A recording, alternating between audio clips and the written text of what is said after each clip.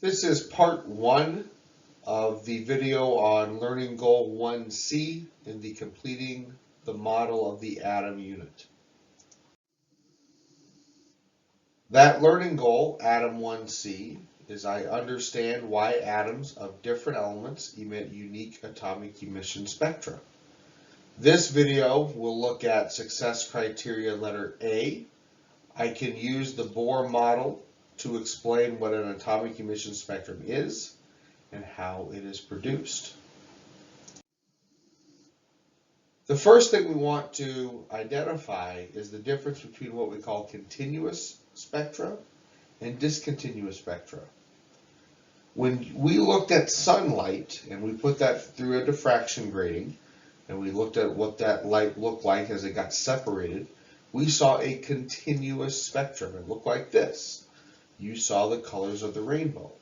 The reason why it's called continuous is because there are no gaps or breaks in this spectrum.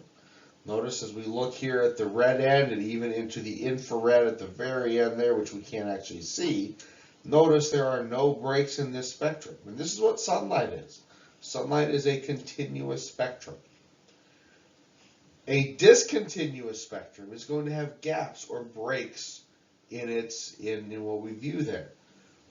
We have also looked at the atomic emission spectra of a few different elements.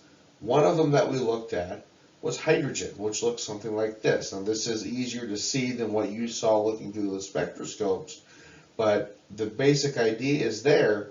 Notice this is discontinuous. It's a discontinuous spectrum. The reason being is we get all sorts of gaps or breaks in the spectrum. We only see certain specific wavelengths of light or certain frequencies or energies. You can think of that in any way. It's all the same. Whereas with the continuous spectrum, we don't have any gaps. There are no specific lines. It all just runs together. So what is an atomic emission spectrum? So let's take a look at that. So an atomic emission spectrum is a spectrum of frequencies, or you could think wavelengths or energies or colors, that are emitted by an atom of an element. Now we've looked at a couple in class and we'll continue to look at them, but here are a couple of schematics of some emission spectra. The first one is the one that we saw on the last slide, the hydrogen. We get that red wavelength, okay, that red photon. We get what's referred to as the green photon, but it actually looks very blue-green. We get what's referred to as the blue line or the blue light, which is pretty darn purple. And then we get one that's referred to as purple or violet. It's almost ultraviolet. Now one thing to note here is we compare hydrogens to heliums is, first of all, we don't have the same number of lines, okay, and that's the case with all the elements. They all look different, okay? So you notice with helium we get more wavelengths or more frequencies emitted, and we get different colors as well. One of the goals, one of our success criteria here, is we want to explain why these things are different. So why the hydrogen is different from helium. Now we're not going to get to that so much on this video, but we will in the future. Here's a picture of some other emission spectra. Now, I do not expect you to memorize, if I give you one of the spectra, to memorize which one goes with oxygen or carbon, okay? The point of this is just to let you see that all these atomic emission spectra are different. Now, these here are obviously way more complex than the one we saw on the last slide, the hydrogen and the helium. And we'll get into a little bit of that, why that is. But the big thing I want us to understand is, A, all these spectra, notice they're all discontinuous. There are gaps, there are breaks in the light that we're seeing. And B, notice they're all different. Okay? Every element has a different atomic emission spectrum. For that reason, these atomic emission spectra are all often referred to as elemental fingerprints. Because just like we can identify people by their fingerprints, we can identify elements based on their atomic emission spectrum. If we look at the light coming, say, from stars in the universe, we can tell what elements they're made of based on the spectrum that we see from those elements, because every element is different. So the question becomes, how do these atoms, for example, how does hydrogen produce that atomic emission spectrum that we see. Why do we only get the red, the green, the blue, the violet? Well, this comes from a Danish physicist by the name of Niels Bohr, and he came up with what we now know as the Bohr hydrogen atom. So Bohr recognized this. He recognized that the electron in the atom, and remember, hydrogen only has one electron, the energy of that electron is quantized, meaning it can only have certain allowable amounts or allowable values. It can't have any random amount of energy. There are only certain amounts of energy that it can have. And based on the amount of energy it has, it will orbit the nucleus at a different radius. So here's a simple schematic here of the Bohr model, where we have our one electron here in hydrogen, and here's the nucleus with the positive proton. So if the electron's at the first energy level, it will orbit here, closest to the nucleus. If it's at the second energy level, it would orbit here. And if it's at the third, it would orbit here, etc. Now, there are more than 3 energy levels. Actually, there are an infinite number of energy levels in any element. But the point is the electron can only have a certain amount of energy. In other words, the electron can't hang out between energy levels. It's just like if you're using a ladder. If you're using a ladder, you have to stand on one rung or the second rung or the third rung. You can't stand in between the rungs. That's impossible. The electron, not just in hydrogen, but in every element, works the same way. The electrons can only have a certain specified amount of energy. So the question now is how does that work in order to produce these atomic emission spectra? Well, let's keep going. So how does this model lead to the emission spectra of hydrogen? So this schematic that you see here is just a more complex model of that Bohr hydrogen atom. Now we're seeing multiple electrons here, not because hydrogen has more than one electron. They're just on here so we can see some different possibilities. So here's what happens. So the electron that's in hydrogen is most of the time it's in the ground state. The ground state meaning the first energy level, N equals 1. Energy levels are often labeled with that symbol N. So N equals 1 for the first energy level, N equals 2 for the second energy level, N equals 3 for the third energy level, etc. Most of the time, the electron is here in this first energy level because that's where it's the most stable. Less energy means more stability.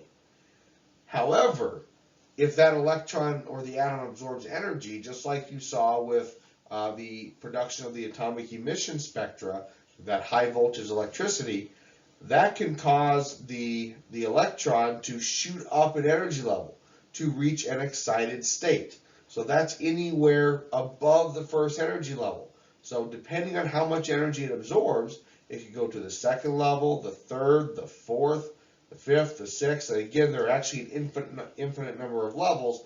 You could go to the 9th level, the 27th level, doesn't really matter. Depending on how much energy absorbs, that will determine which energy level it goes to. But here's the thing though. Once the electron has reached an excited state, and again, the excited state is any state greater than N equals 1, the atom is now less stable in that excited state. So because of that, the electron is going to move back down to a lower energy state. That's what we're seeing over here on the right side. Now notice this says we have an emission of energy. So when it goes up in energy level, we have to absorb energy. That could be from electricity, could be from heat, could be from light. Okay, but whenever we go back down in energy, we have to get rid of that energy as it goes back down. Well, when it goes down in energy, that energy gets released in the form of a photon, meaning light gets given off when this occurs. So here we're seeing the electron go from the 4th energy level, N equals 4, to the first energy level, N equals 1. When that happens, a photon of light has to be given off because that's how the energy gets released. Likewise here, it's going from, looks like from 5 to 2. Here it's going from 6 to 2. And all of those, energy is getting released in the form of light, in the form of a photon. So getting a bit more specific with this, if we want to figure out how hydrogen produces that exact atomic emission spectrum, where we get the red, the green, the blue, the violet, we can get more specific with which transitions or which changes in energy level produce each color. So notice here, and this is a bit complex, but I'll explain it here to you. If the electron's at the third energy level, which we can see is here, okay, you can see my laser light there, that's the third energy level. If the electron's there, notice the arrow here that's starting there, and it falls back to the second energy level, which is here, that gap in energy corresponds to a photon that's going to have this wavelength of 656 nanometers, which we perceive with our eyes to be red. Now, why 656 nanometers? It just so happens that that gap in energy between the third energy level and the second energy level in hydrogen, that gap in energy corresponds to that wavelength.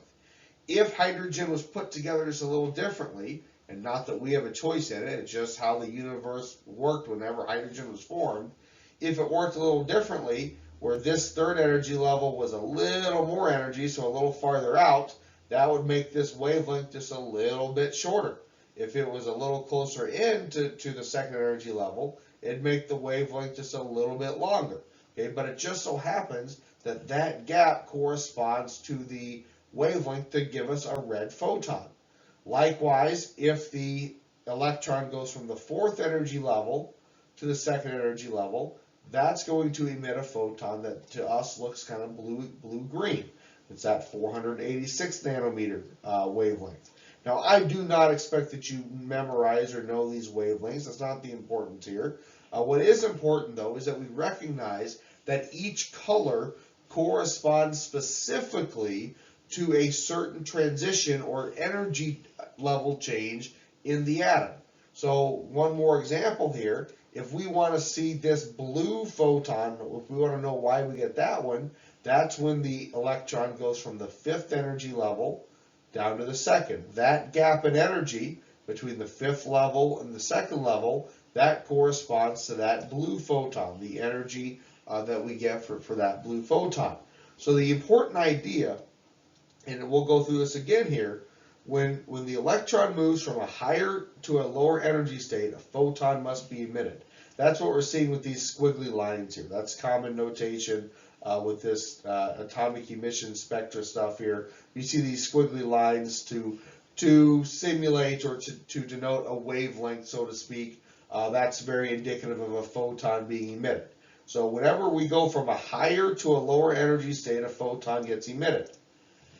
The energy of that photon, it matches the gap in the energy between the energy levels. So again, if we talk about this red photon here, the reason it's red is the energy of that photon is the same as the gap in the energy between the second and the third energy level.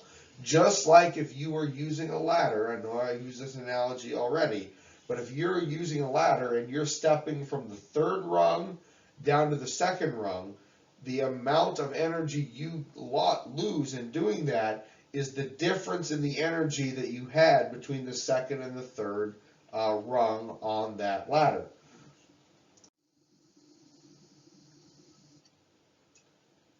All right, so this concludes the first part of the video on Learning Goal 1C for the completing the model of the atom unit. In this video, we looked at the Bohr model, and we explained what an atomic emission spectrum was and how it would produce an atomic emission spectrum.